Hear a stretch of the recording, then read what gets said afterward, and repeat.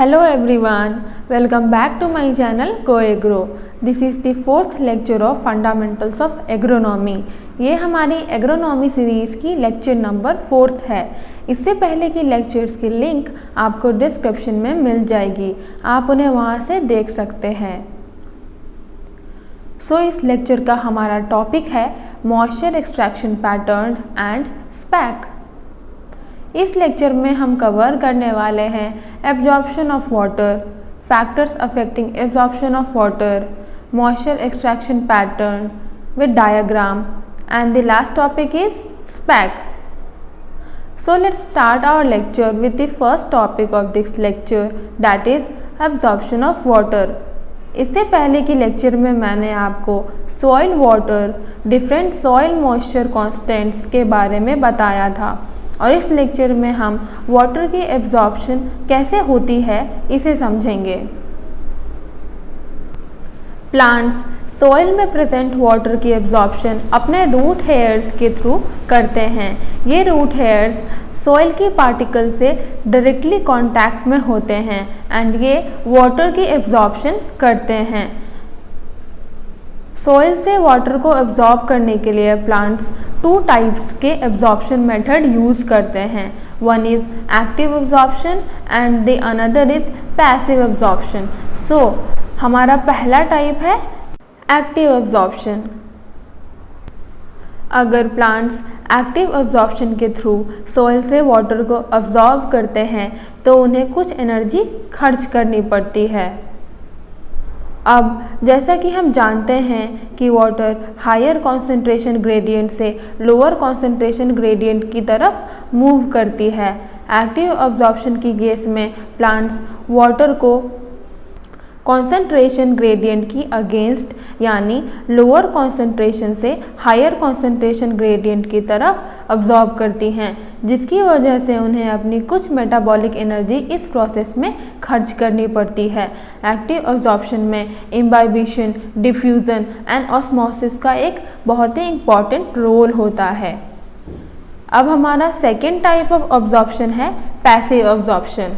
Passive absorption की case में plants water को कॉन्सेंट्रेशन ग्रेडियंट के अकॉर्डिंग ही मूव करती है, यानी इस केस में प्लांट्स वाटर को हायर कॉन्सेंट्रेशन ग्रेडियंट से लोअर कॉन्सेंट्रेशन ग्रेडियंट की तरफ मूव करती है।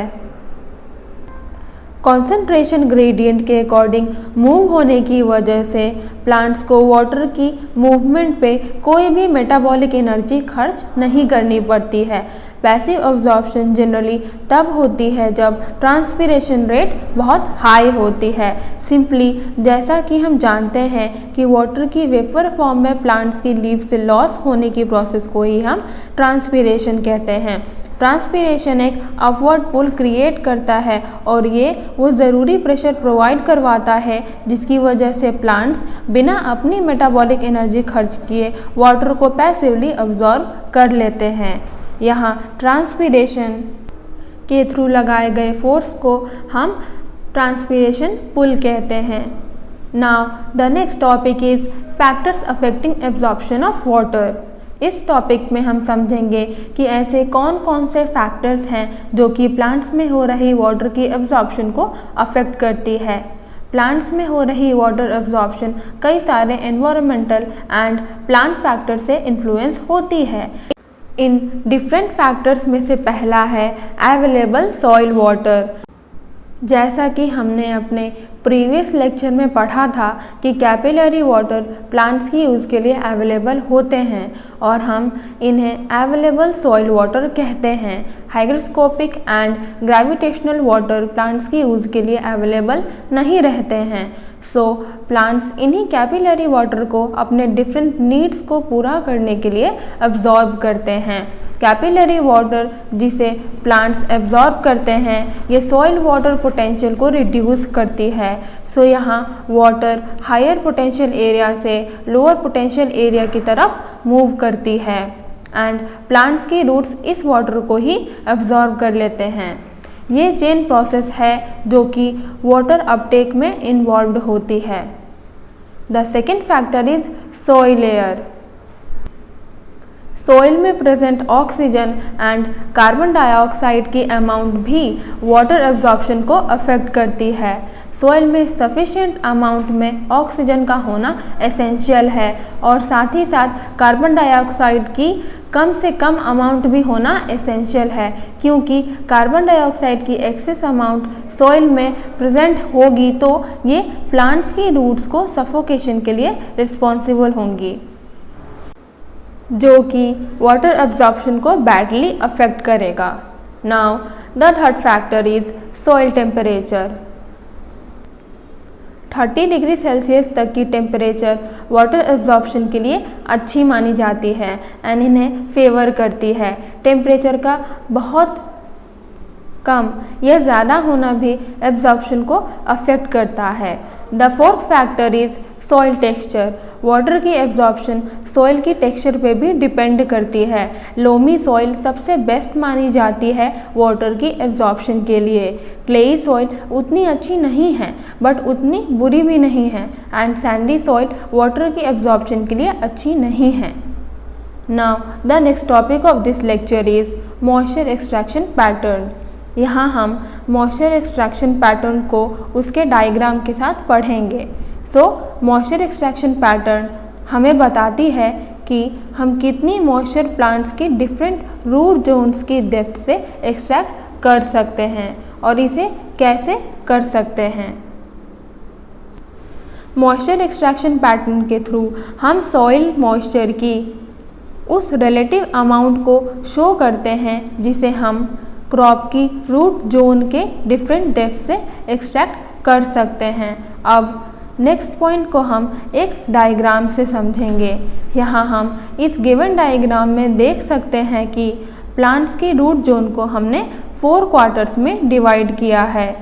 प्लांट्स की रूट जोन की फर्स्ट क्वार्टर से हम almost 40% of total moisture extract कर सकते हैं एंड प्लांट्स की रूट जोन की सेकेंड क्वार्टर से हम 30% ऑफ मॉइस्चर एक्सट्रैक्ट कर सकते हैं। इसी तरह से रूट जोन की थर्ड क्वार्टर से हम 20% ऑफ मॉइस्चर एक्सट्रैक्ट करेंगे एंड प्लांट्स की रूट जोन की लास्ट फोर्थ क्वार्टर से हम 10% ऑफ मॉइस्चर एक्सट्रैक्ट करेंगे।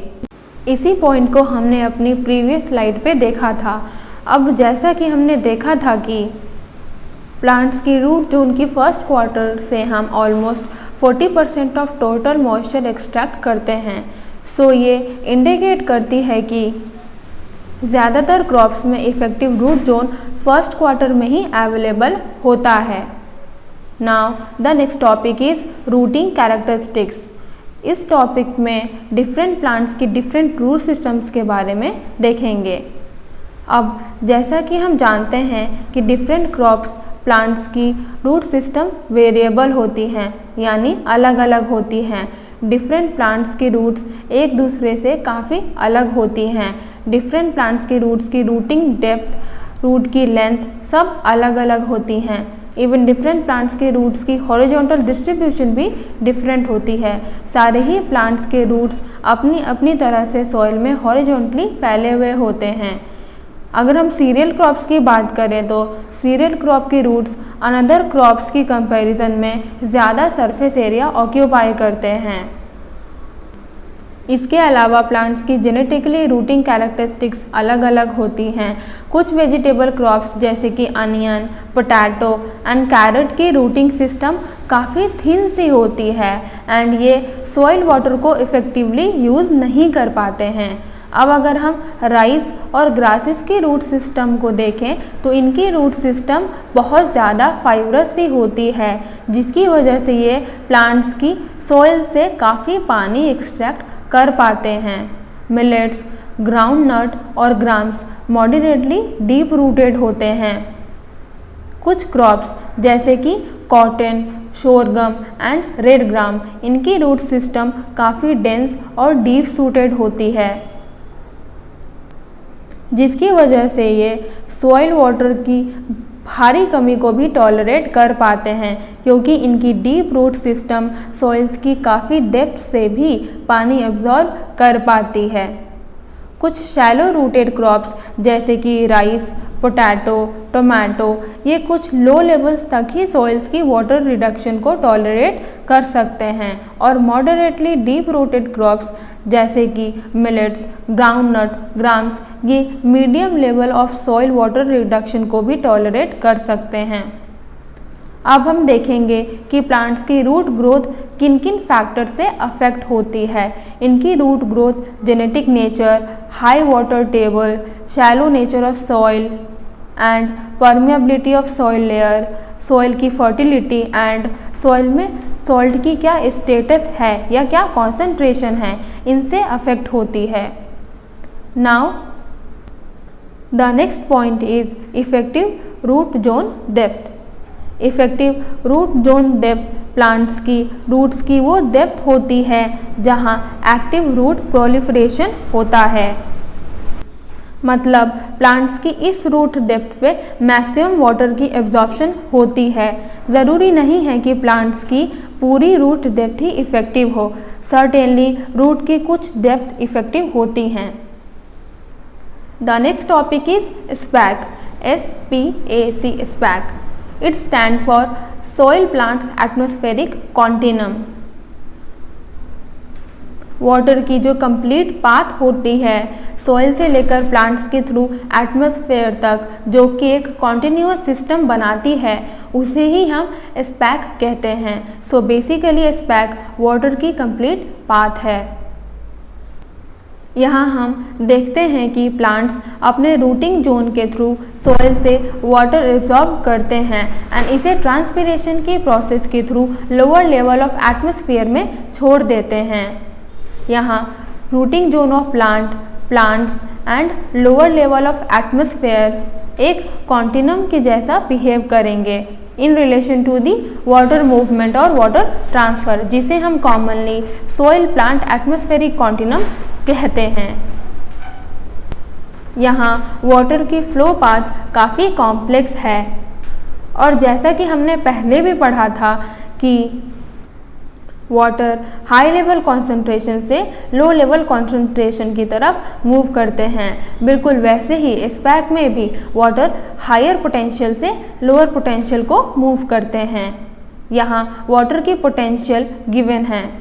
फिल कैपेसिटी पे वाटर पोटेंशियल -0.01 से 0.03 मेगापास्कल्स होती है एंड विल्टिंग पॉइंट पे वाटर पोटेंशियल -1.5 मेगापास्कल्स होती है।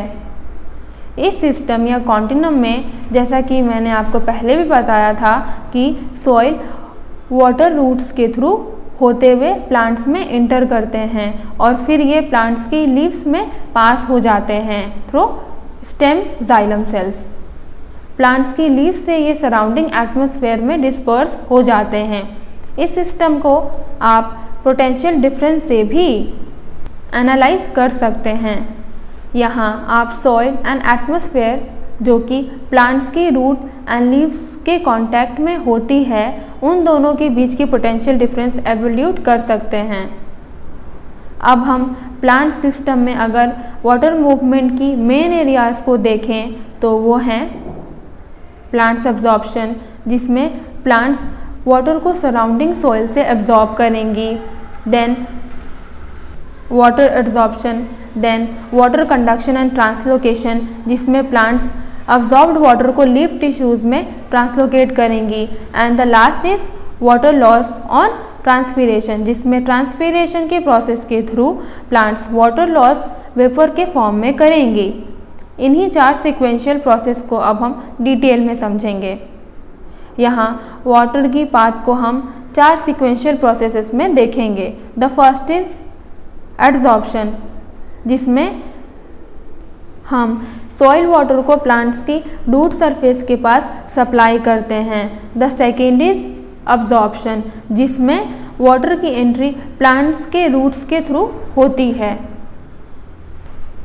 The third process is translocation, जिसमें अब्जॉर्ब्ड वाटर कंडक्टिंग टिश्यूज़ यानी जाइलम टिश्यूज़ के थ्रू लीव्स में कंडक्ट या ट्रांसलोकेट करी जाती है। And the last process is transpiration, जिसमें वाटर वेपर की फॉर्म में लीव से बाहर चले जाते हैं। यहाँ वाटर की लॉस हो जाती है। यहाँ वाटर मूवमेंट की रेट पोटेंशियल ग्रेडियंट के डायरेक्टली प्रोपोर्शनल होती है, मतलब हायर पोटेंशियल से lower potential, and rate of water movement resistance of flow के भी इन्वर्सली प्रोपोर्शनल होती है। सो यहाँ हमने इस लेक्चर के सारे ही टॉपिक्स को कंप्लीट कर लिया है। इस लेक्चर से रिलेटेड कोई भी डाउट आप कमेंट सेक्शन में पूछ सकते हैं। Thanks for watching. For more such videos please like, subscribe and share.